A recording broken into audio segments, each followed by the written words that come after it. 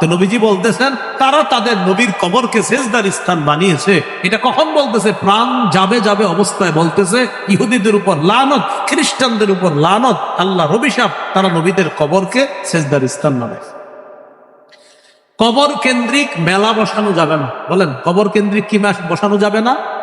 হ্যাঁ, মেলা বসানো যাবে না। আবু দাউদের 2042 নম্বর হাদিস, قال رسول الله صلى الله عليه وسلم لا تجعلوا بيوتكم قبورا ولا تجعلوا قبري عيدا। নবীজি বলেন, তোমরা তোমাদের ঘরগুলাকে কবর বানায়ো না। ঘর কবর হয় কিভাবে? যেই ঘরে নফল নামাজ না হবে, যেই ঘরে জিকির না হবে, যে ঘরে তাসবিহ পড়া না হবে, ওই ঘর কবরের মতো হয়ে যায়। ওয়ালা তাজআলু কবরি ঈদা। নবী বলেন, আমার কবরকে কেন্দ্র করে মেলা বসাবা না। আমাদের এই দেশে আপনি পাবেন কবর কেন্দ্র করে মেলা হয়, 7 দিন, 10 দিন, 15 দিন, মাস ব্যাপী মেলা হয় কবর।